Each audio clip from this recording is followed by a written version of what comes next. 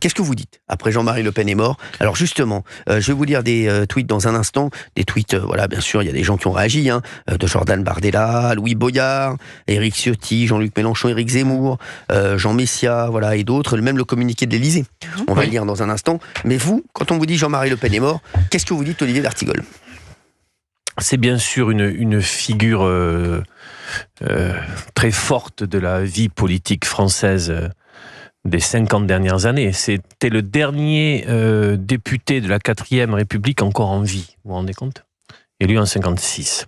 Mais pour moi, il est d'abord et avant tout celui qui a dit que l'extermination de 6 millions de Juifs était un détail de l'histoire, et on oublie souvent ce qu'il a dit avant cette formule-là.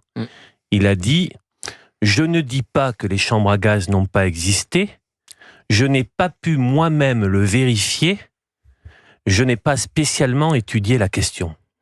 Et pour moi, Jean-Marie Le Pen reste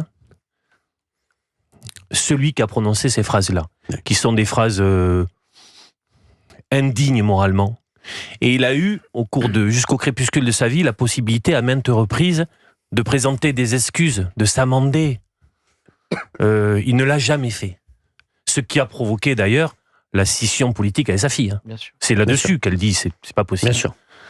Pour moi, ça reste cet homme-là. Je lui reconnais des qualités dans l'exercice politique. Il a eu une intuition sur la question migratoire. Il y a beaucoup de sujets qu'on peut donner, mais ce que je vous ai dit avant écrase tout le reste. 01 80 20 39 21, vous nous appelez sur Europe 1 pour réagir, comme vient de le faire Olivier d'Artigol. Tiens, Géraldine Maillet. Alors, comme l'a dit Olivier, effectivement, pour moi, Jean-Marie Le Pen, c'est avant tout des outrances, des sorties de route, 30 condamnations pour, évidemment, révisionnisme, négationnisme, antisémitisme, racisme, des propos aussi sexistes, homophobes. Bref, la liste est longue et assez abjecte, assez ignoble. Une fois qu'on a dit ça, si on enlève ces sorties de route-là, effectivement, d'un point de vue, on va dire, politique, est-ce que c'est une sorte de Trump à la française ? Non, c'est pas. Non. Oui. Alors, outre le côté un peu provocateur, dans la forme, il y a des points communs. Dans la forme, le côté tribun, le côté, je vais dire des choses horribles, et finalement, des gens derrière moi vont toujours applaudir, vont toujours être d'accord, vont toujours me défendre sur l'Algérie française et tout ça. Je sais, la différence entre Trump et Le Pen, pour moi, et Jean-Marie Le Pen, c'est qu'il a été élu déjà. Pas Marine, exactement. C'est que Trump, je pense qu'il a toujours dans sa tête qu'il peut gagner. Et je pense que c'est ce qu'avait pas Jean-Marie Le Pen. Je pense que Jean-Marie Le Pen s'est toujours dit: je gagnerai jamais. Donc je peux aller encore plus loin. Donald Trump, bien au contraire, Donald Trump, il nous fait croire qu'il est fou. Et il y a souvent des gens qui me disent: Donald Trump est le moins fou d'entre nous. Et Donald Trump, au contraire, il sait très bien où il va, il sait très bien ce qu'il fait. Et il sait où sont ses limites. Il sait qu'il y va pour gagner. Donc c'est là où... Voilà, c'est exactement ce que vous dites, parce que Jean-Marie Le Pen disait à sa fille sur la stratégie de normalisation: mais ça sert à rien bien que sûr. Tu tentes ça, le système ne voudra jamais de nous. Elle était sur une autre stratégie. Exactement. C'est exactement ce que vous venez de dire. C'est plus le côté tribun, le côté formel, le côté un peu spectaculaire de l'homme Le Pen et de l'homme politique Le Pen. Ensuite, moi je pense que en plus il a vraiment positionné la classe politique française de ces 50 dernières années, parce que je pense que et la gauche et la droite républicaine se sont positionnés par rapport à ce qu'a pu dire Jean-Marie Le Pen sur l'immigration, sur les frontières, sur le grand remplacement et tout ça. Et en fait, finalement, ça a été un poison pour la gauche, parce que la gauche a toujours dit, en gros, si vous prononcez le mot immigration, vous êtes disqualifié, vous êtes facho, vous êtes raciste. Donc aujourd'hui, quid de ce problème-là ? Tout le monde est en train de revenir en arrière. Et par rapport à la droite républicaine, les LR et tout ça, ou l'UMP à l'époque, qui savaient pas, Chirac par exemple n'a jamais pu éventuellement faire un pas vers Jean-Marie Le Pen sur les questions d'immigration. Sauf quand il se croise en vacances. Oui, mais donc ça c'est hypocrite aussi, tu vois. Il y a une célèbre photo où Jacques Chirac serre la main de Jean-Marie Le Pen autour d'une piscine. Ouais, c'est vrai, parce qu'ils étaient en vacances au même endroit. Ça arrivait à plein de gens de croiser Jean-Marie Le Pen en vacances, même à Laurent Geoffrin de Libération. Oui, c'est vrai. Donc il a marqué la vie politique française, puisque je pense que les gens se sont positionnés, les partis politiques se sont positionnés par rapport à ce qu'il a pu dire, de manière peut-être outrancière, mais peut-être parfois aussi visionnaire. C'est sûr. Mais Gauthier Lebret. Je pense que je suis 100% d'accord avec vous, Cyril. Je pense que c'est l'une des informations que redoutent nombre de journalistes politiques, parce qu'elle est très dure à commenter. Exactement. Évidemment, avant tout, il y a ce qu'a rappelé Olivier, les dérapages antisémites qui ont valu une rupture en bonne et due forme avec Marine Le Pen, puisqu'elle était dans la stratégie de normalisation et qu'elle est allée jusqu'à l'exclusion de son père. Et qu'aujourd'hui, c'est très fort. Et qu'aujourd'hui, d'ailleurs, je me délecte des tweets de la France Insoumise qui reprochent à Jean-Marie Le Pen son antisémitisme, mais qui sont les héritiers politiques de Jean-Marie Le Pen. Parce que Marine Le Pen, elle a rompu. J'allais dire l'arbre généalogique d'un point de vue politique avec Jean-Marie Le Pen en excluant son père. Les héritiers dans une certaine forme de Jean-Marie Le Pen, c'est plutôt la France Insoumise. Donc c'est très amusant de voir je dirais qu'ils condamnent les dérapages de Jean-Marie Le Pen quand ils sont eux-mêmes les auteurs des mêmes dérapages aujourd'hui. Il y a aussi il va beaucoup plus loin que je suis d'accord. De l'autre côté, il va aussi loin que la France Insoumise. Ouais, c'est ce que je veux dire. Et donc là, il a été condamné. La France Insoumise n'a pas été condamnée. Il y a eu 30 condamnations. 30. Parce que la France Insoumise, ils sont plus subtils. Exactement. Ils jouent, ils disent pas point de détail, ils disent résiduel. Ouais, exactement. Vous voyez, mais quand il dit résiduel, tout de suite tout le monde pense à point de détail. Donc il envoie des signaux. C'est toujours pareil, c'est flirter avec la limite. Donc pour moi, quand il condamne Jean-Marie Le Pen, ce sont des tartuffes parce que aujourd'hui, ceux qui essayent d'amplifier ces phénomènes dans la société française, évidemment, c'est la France Insoumise et ils ne sont plus du tout Charlie au moment où on rend hommage aujourd'hui à Charlie Hebdo. Ça, c'est pour les dérapages. Ensuite, il y a quand même, quand vous écoutez nombre d'archives de Jean-Marie Le Pen, quelqu'un qui, sur les questions migratoires, sur les questions sécuritaires, avait les bons diagnostics avant tout le monde. Ouais. Le problème de Jean-Marie Le Pen, c'est qu'il est venu polluer un diagnostic qui était le bon par des outrances. Et donc aujourd'hui, vous pouvez regarder des séquences de Jean-Marie Le Pen et vous dire, mais nom de Dieu, il avait raison. Bien vu. Mais il n'était pas audible. Il n'était pas audible à cause de ces outrances et parce que je suis 100% d'accord avec Cyril, il ne voulait sans doute pas gagner. Il n'était que dans la provocation. Et d'ailleurs, on parlait de Donald Trump, vous faisiez le parallèle, Géraldine, avec Donald Trump. Très intéressant de voir que Marine Le Pen a une réaction hyper tiède sur la victoire de Trump quand il a été élu pour la deuxième fois, parce qu'elle pense que Trump ne pourrait pas gagner en France et que Trump, c'est Jean-Marie Le Pen. C'est ce que pensait aussi Jordan Bardella. Donc voilà, c'est pour ça que c'est contrasté comme information. Il y avait des diagnostics qui étaient les bons, qui étaient sans doute même visionnaires, mais qui étaient pollués par des dérapages qui étaient complètement insupportables. Je vais vous lire dans un instant les différentes réactions. Vous allez voir, j'aimerais que les auditeurs réagissent même, bien entendu, à la mort de Jean-Marie Le Pen et aux réactions que je vais vous lire dans un instant. 01 80 20 39 21. Fabien Lecoeuvre. Moi, je vais vous parler de Jean-Marie Le Pen, parce que j'en ai beaucoup parlé avec Alain Barrière. Parce que ce qu'on ne sait pas, ce chanteur breton qui a vendu 40 millions de disques en France... Ouais, il a chanté quoi déjà, Alain Barrière ? Ma vie, il a chanté « Elle était si jolie », elle a chanté... elle était si jolie... Voilà, entre autres. Voilà, il a fait des tubes, 40 millions de disques en France, c'est énorme, grand chanteur breton.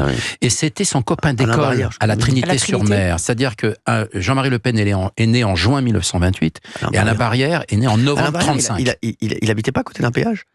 Non, mais non. Il a fait un tube en 74 qui s'appelait « Tu t'en vas » grâce à Europe 1 d'ailleurs, faut le rappeler. C'est ce que j'ai dit à des chroniqueurs.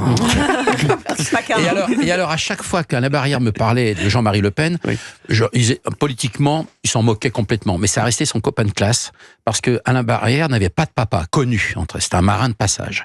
Et alors, les enfants à l'époque qui étaient élevés par une mère célibataire, on les traitait de bâtards dans les écoles.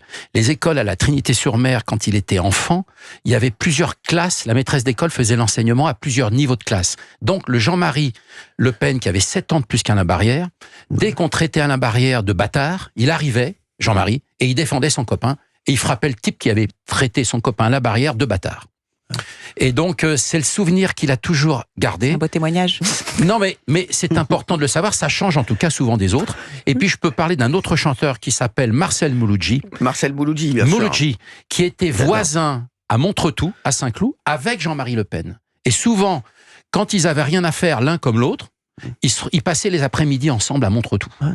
Et Mouloudji m'en parlait toujours en disant c'est mon voisin. Il était tout sauf Front National à l'époque, mais il adorait parler des heures et des heures avec Jean-Marie Le Pen, Marcel Mouloudji. On oublie de le rappeler parce que tout ça a été secret, parce que personne n'osait affirmer une amitié, il faut le rappeler, avec Jean-Marie Le Pen, que ce soit Alain Barrière pour l'enfance ou avec Mouloudji plus récent à Saint-Cloud, à côté de Paris. Ça n'a pas vraiment changé, parce qu'aujourd'hui, personne n'ose dire qu'il est ami avec Marine Le Pen ou Jordan Bardella. Exactement. En tout cas, des personnalités, de la culture, des chanteurs. Vous connaissez beaucoup de chanteurs comme Mouloudji ou Barrère aujourd'hui. Il y a toujours les chanteurs d'aujourd'hui, on va pas se mentir, il y a que des planqués. Oui. Arrêtez. En tout cas, les Français. On va pas se raconter d'histoire, excusez-moi. Les Français sont pas. À part les anciens, voilà, c'est comme aujourd'hui, comme les acteurs, excusez-moi, voilà, il y a encore des mecs qui ont encore des cojones. Mais je pense pas que Michel Sardou dise je vote pour Le Pen. Les Gérard Lanvin, ou les voilà, qui ont des vraies personnalités, voilà, des Michel Sardou, quoi qu'ils votent, voilà, Michel Lanvin, Michel Sardou, voilà, mais des tempéraments, quoi. Exactement, mais les restes, il n'y a pas de tempérament aujourd'hui, excusez-moi. En tout cas, on connaît des acteurs qui, en privé, tiennent certains discours, vont même saluer Jordan Bardella quand ils le croisent dans une gare. Exactement. Des acteurs très connus. Et qui lui disent devant lui, franchement, je suis vraiment impressionné par ce que vous dites. Et qui ne le critiquent pas dans les médias non plus. On peut percevoir qu'il penche plutôt à droite, même dans les médias, sans pour autant dire qu'il vote Bardella. Donc, ce que je voulais simplement vous dire, Cyril, sur les constats de Jean-Marie Le Pen, vous savez que le fils de Bernard Tapie a reconnu que vous savez que Stéphane Laurent Tapie. Puisqu'il y a un débat évidemment célébrissime entre Bernard Tapie et Jean-Marie Le Pen. François Mitterrand avait dit à Bernard Tapie, tu vas aller te coltiner le menhir breton.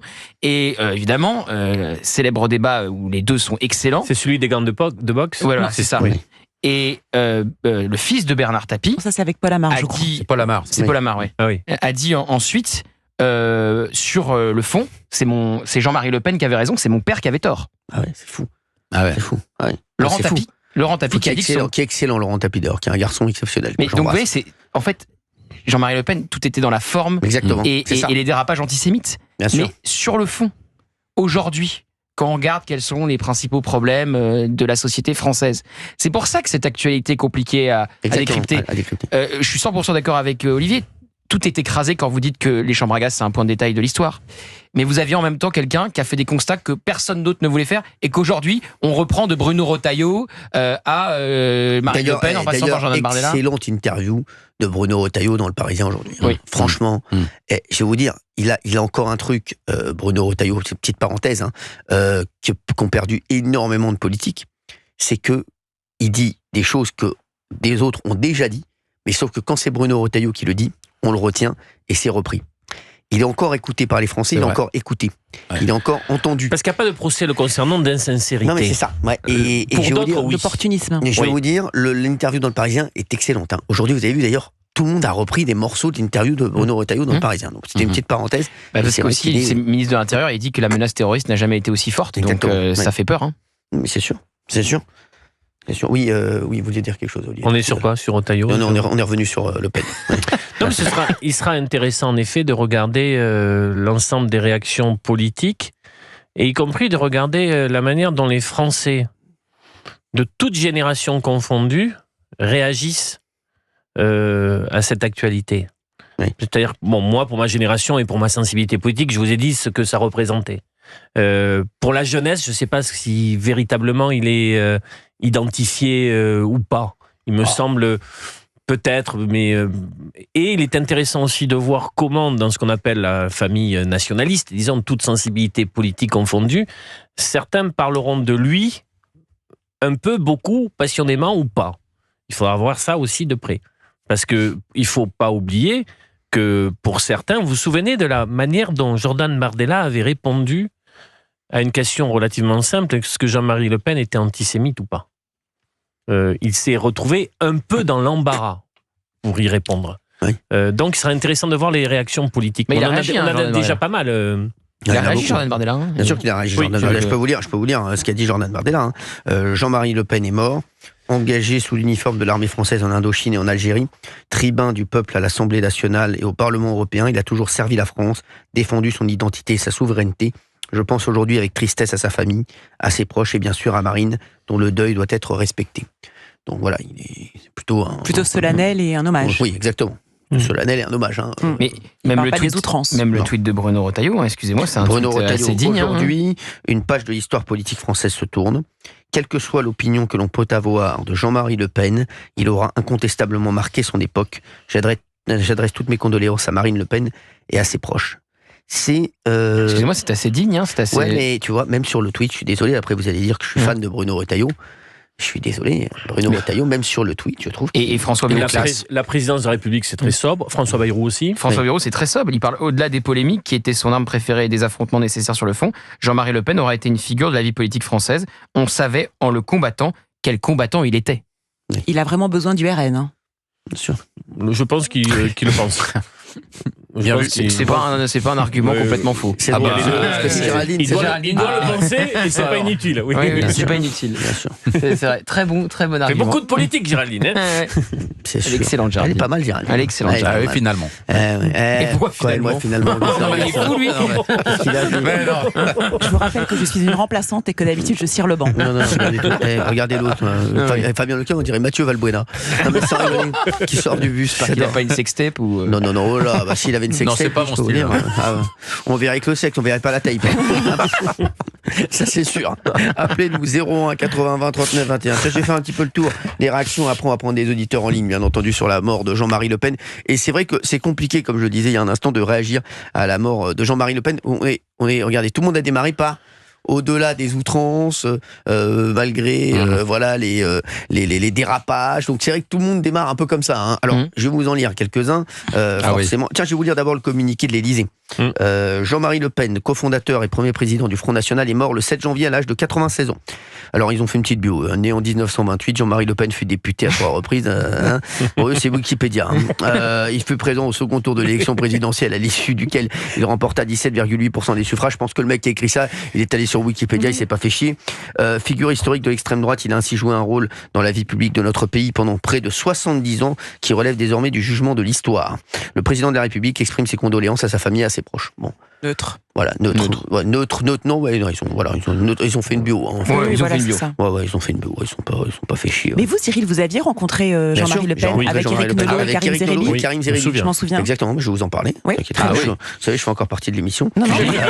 Je l'ai interviewé une fois. Jusqu'à nouvel ordre. Merci.